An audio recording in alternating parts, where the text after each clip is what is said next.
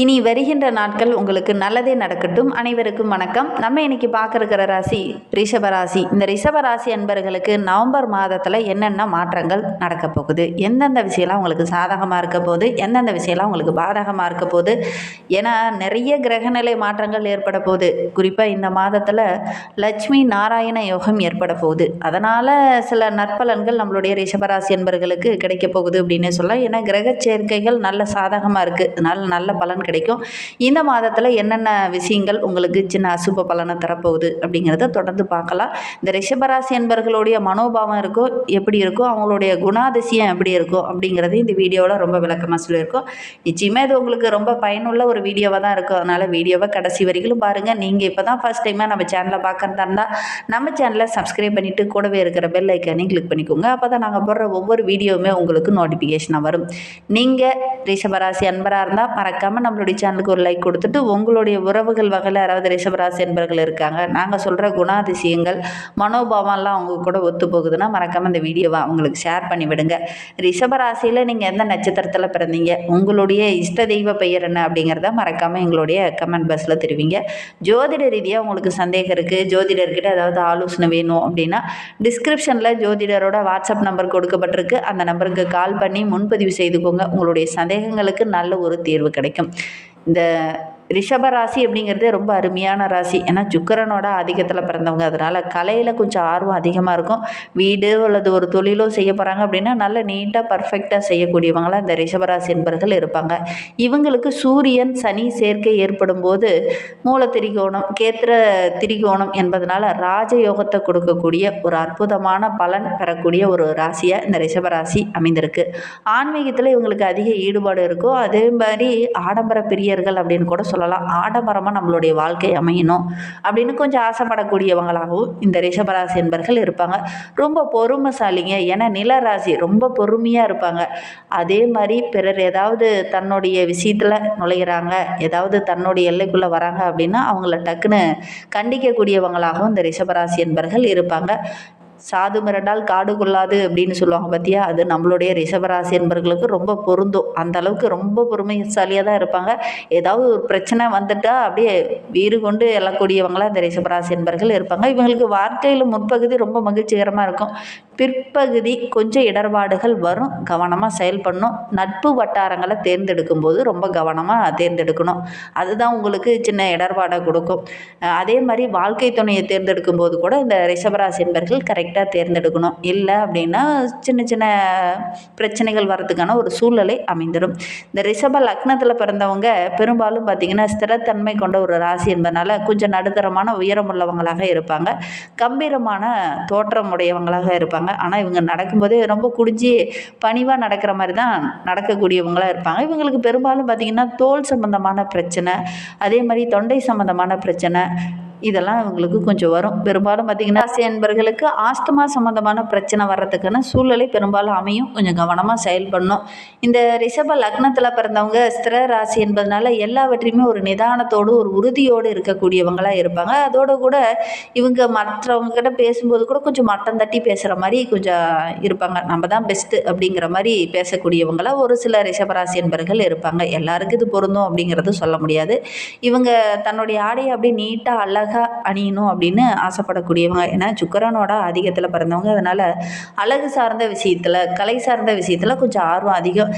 சரியான நேரத்தில் தன்னுடைய அறிவை வெளிப்படுத்தக்கூடியவங்களாம் இந்த ரிஷபராசி என்பர்கள் இருப்பாங்க. ரொம்ப ஞாபக சக்தி வாய்ந்தவங்க. மற்றவங்ககிட்ட கொஞ்சம் பேசும்போது கொஞ்சம் சகிச்சு பேசக்கூடியவங்களாக இருப்பாங்க.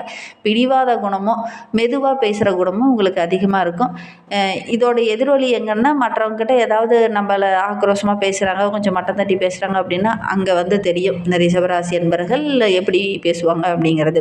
சரி, இவங்களுக்கு வருகின்ற நாட்கள் எப்படி இருக்குது, வருகின்ற நாட்களுடைய கிரக அமைப்புகள் எப்படி இருக்குது, எந்தெந்த விஷயம் உங்களுக்கு சாதகமாக இருக்குது அப்படிங்கிறத தொடர்ந்து பார்க்கலாம். இந்த ரிஷபராசிக்காரங்களுக்கு வருகின்ற நாட்களுடைய கிரக நிலையை வைத்து பார்க்கும்போது தைரிய வீரிய ஸ்தானத்தில் குரு தற்போது வந்து அமர போகிறார்.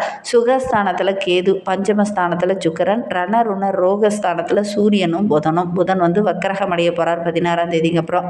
சப்தமஸ்தானத்தில் செவ்வாய், தொழில் ஸ்தானத்தில் சனி பகவான் வக்கரக நிவர்த்தியாக போகிறார் நவம்பர் 28ஆம் தேதிக்கு அப்புறம். ராகு என கிரக நிலைகள் வருகின்ற நாட்களில் நம்மளுடைய ரிஷபராசி என்பவர்களுக்கு இந்த மாதிரி அமைந்திருக்கு. இதனால் என்னென்ன நற்பலன்கள் உங்களுக்கு கிடைக்க போகுது, இந்த ரிஷபராசியில் பிறந்த 3 நட்சத்திரக்காரர்களுக்கும் எந்த மாதிரியான பலன்கள் வருகின்ற நாட்களில் கிடைக்க போகுது அப்படிங்கிறத தொடர்ந்து பார்க்கலாம். வருகின்ற நாட்களில் கொஞ்சம் செலவுகள் அதிகம் வரும், அதில் சமாளிக்க வேண்டிய ஒரு சூழ்நிலை இருக்குது. அதோட கூட அதற்கேற்றாற் போல் வரவுகளும் ஓரளவுக்கு வரக்கூடிய ஒரு யோகமான மாதமாக அந்த மாதம் அமைந்திருக்கு அப்படின்னே சொல்லலாம். வெளியூர் பயணங்கள் எல்லாம் கொஞ்சம் அலைச்சலை தந்தாலும் அந்த அலைச்சல் மூலிமா சில லாபமும் கிடைக்கக்கூடிய யோகம் இருக்குது. உங்களுடைய சில ரிஷபராசி என்பவர்களுக்கு அலைச்சல் அதிகமாக இருக்கிறதுனால கனவுகள் தொல்லை, சரியான நேரத்தில் தூங்க முடியாத ஒரு சூழ்நிலை, அதே மாதிரி சரியான நேரத்தில் உணவு அருந்த முடியாத ஒரு சூழ்நிலை இதெல்லாம் ஏற்படும். ஒரு சிலருக்கு உஷ்ணம் சம்பந்தமான பிரச்சனை, கொஞ்சம் மருத்துவ செலவு இதெல்லாம் வரதுக்கான சூழ்நிலை இருக்குது. ஆரோக்கிய விஷயத்தில் ரொம்ப கவனமாக இருந்துக்கோங்க. திடீர்னு சின்ன மருத்துவ செலவுகள் இந்த காலகட்டத்தில் வரும். கிரக அமைப்புகளும் அப்படி தான் இருக்குது. தொழிலில் வியாபாரத்தில் அதிகமாக ஏதாவது முதலீடு போடுறீங்க அப்படின்னா கொஞ்சம் உங்களுடைய சுய ஜாதகத்தை பார்த்துட்டு அதுக்கப்புறம் நீங்கள் முதலீடு போடுங்க. கடன் விவகாரங்களில் கொஞ்சம் கவனமாக இருங்க. யாருக்காவது பணம் வாங்கி தரீங்க அல்லது நீங்கள் யாருக்கிட்டையாவது கடன் வாங்க போகிறீங்க அப்படின்னா கரெக்டாக இருக்கா, அந்த இதெல்லாம் கரெக்டாக எழுதியிருக்காங்க அப்படிங்கிறத ஒரு முறைக்கு 2 முறை படித்து பார்த்துட்டு அதுக்கப்புறம் நீங்கள் கையெழுத்து போகிறது ரொம்பவும் நல்லது. உத்தியோகத்தில் இருக்கிறவங்க இந்த காலகட்டத்தில் ஓய்வில்லாமல் உழைக்கக்கூடிய ஒரு சூழ்நிலை இருக்குது. வேலை பளு கொஞ்சம் அதிகமாக இருக்கக்கூடிய ஒரு சூழ்நிலை இருக்குது. ரொம்ப நேரம் நின்றுக்கிட்டே வேலை செய்கிற மாதிரி ஒரு சூழ்நிலையெல்லாம் இந்த காலகட்டத்தில் நம்மளுடைய ரிஷபராசி என்பவர்களுக்கு ஏற்படும். இயந்திர சம்பந்தமான தொழிலில் இருக்கிறவங்க, நெருப்பு சம்பந்தமான தொழிலில் இருக்கிறவங்க, ஆயுதம் சம்பந்தமான தொழிலில் இருக்கிறவங்களாம் ரொம்ப கவனமாக இருக்கணும். ஏன்னா அதிக நேரம் தூக்கம் இல்லாமல் ஒரு வேலை செய்கிறதுனால கொஞ்சம் பிரச்சனைகள் வரதுக்கான சூழ்நிலை இருக்குது. ரொம்ப கவனமாக செயல்படணும். இந்த தொழிலில் இருக்கிறவங்களாம் ரொம்ப கவனமாக இருக்கணும். குடும்பத்தில் சின்ன பிரச்சனைகள் அப்பப்போ வரும், கவனமாக இருங்க. உறவுங்கிட்ட பேசும்போது இனிமையான வார்த்தைகளை பேசுங்க. ஏன்னா டென்ஷன் அதிகமாக இருக்குது, வேலைப்பளு அதிகமாக இருக்குங்கிறதுனால வீட்டில் போய் அதே டென்ஷனோடு பேசுனீங்கன்னா அது உங்களுக்கு ஒரு சில இடத்துல பிரச்சனையாக முடிஞ்சிடும். அதனால் முடிந்த அளவுக்கு உறவுங்கிட்ட பேசும்போது, குடும்ப உறவுக்கிட்ட பேசும்போது ரொம்ப கவனமாக பேசுங்க. கணவனாக இருந்தால் மனைவிக்கிட்டையும், மனைவியாக இருந்தால் கணவன்கிட்டையும் பேசும்போது ரொம்ப கவனமாக பேசுங்க. இனிமையான வார்த்தைகளை பேசுங்க. கொஞ்சம் விட்டு கொடுத்து அனுசரித்து செல்லுங்க. ஏன்னா இந்த காலகட்டத்தில் கொஞ்சம் டென்ஷன் பிரச்சனை இதெல்லாம் வரத்துக்கான சாத்தியக்கூறு அதிகமாக இருக்குது. கவனமாக இருக்கிறது ரொம்பவும் நல்லது. வீடு வண்டி வாகனம் தொடர்பாக சின்ன செலவுகள் அப்பப்போ வரலாம், கவனமாக இருக்கணும். பிள்ளைகளுக்காக இந்த காலகட்டத்தில் கொஞ்சம் கூடுதலாக செலவு செய்ய வேண்டிய ஒரு சூழ்நிலை இருக்குது. உறவினர்களால் ஏதாவது சின்ன செலவுகள் வரும். அதோடு கூட பெண்களாக இருக்கிற பட்சத்தில் இந்த காலகட்டத்தில் வேலைக்காக கொஞ்சம் அலைய வேண்டிய ஒரு சூழ்நிலை இருக்குது. கரெக்டான நேரத்தில் உணவு எடுத்துக்க முடியாது. உறவுகளால் சின்ன பிரச்சனைகள் அப்பப்போ வர்றதுக்கான சூழ்நிலை இருக்குது. இந்த ரிஷபராசி பெண்கள் ரொம்ப கவனமாக இருக்கணும். இந்த காலகட்டத்தை பொறுத்தவரைக்கும் ஆரோக்கிய ரீதியாகவும் சின்ன இடர்பாடுகள் வரும். பேசும்போது வார்த்தைகளை கொஞ்சம் நிதானமாக பேசுங்க. தெரியும்னான வார்த்தைகளை இந்த காலகட்டத்தில் நீங்கள் பயன்படுத்த வேண்டாம். ரிஷபராசி மாணவர்கள் இந்த காலகட்டத்தில் ரொம்ப சிறப்பாக இருக்க போகிறீங்க அப்படின்னே சொல்லலாம். என்ன மற்ற மாணவர்கிட்ட பேசும்போது கரெக்டாக பேசிக்கோங்க. ஒரு சில மாணவர்களுக்கு கவனச்சிதறல், மறதி போன்ற பிரச்சனைகள் இதெல்லாம் வர்றதுக்கான சூழ்நிலை இருக்குது. வண்டி வாகனத்தில் செல்லும்போது இந்த ரிஷபராசி மாணவர்கள் ரொம்ப கவனமாக இருக்கணும். சின்ன இடர்பாடுகள் வர்றதுக்கான சூழ்நிலை இருக்குது. கவனமாக செயல்படுறது ரொம்பவும் நல்லது. ரிஷபராசியில் கார்த்திகை 2, 3, 4 பாதங்களில் பிறந்தவங்களுக்கு வருகின்ற நாட்கள் எப்படி அமைந்திருக்கு அப்படிங்கிறத பார்க்கலாம். தேவையற்ற அலைச்சலை கொஞ்சம் குறைச்சிக்கோங்க. இந்த காலகட்டத்தில் அதிக நேரம் வேலை செய்ய வேண்டிய ஒரு சூழ்நிலை இருக்குது. வேலை பளுவும் கொஞ்சம் அதிகமாக இருக்கும். எல்லா வகையிலுமே நன்மையாக இருந்தாலும் கூட ஆரோக்கிய ரீதியாக சின்ன பிரச்சனைகள் வர்றதுக்கான சூழ்நிலை இருக்குது. மற்றவங்க இந்த காலகட்டத்தில் உங்களுக்கு உதவிகரமாக இருக்க மாட்டாங்க. பிரிந்து சென்ற உறவுகள் மீண்டும் வந்து உங்ககிட்ட சேரும். அதன் மூலிமா சின்ன பிரச்சனைகள் வர்றதுக்கான சூழ்நிலை இருக்குது. கவனமாக செயல்படணும். இப்போ மாணவர்களை பொறுத்தவரையிலும் இந்த காலகட்டத்தில் ஒரு சில மாணவர்கள் மேல் படிப்புக்காக முயற்சி பண்ணுவீங்க. அதெல்லாம் ஓரளவுக்கு சாதகமான பலனை பெற்றுத்தரும்.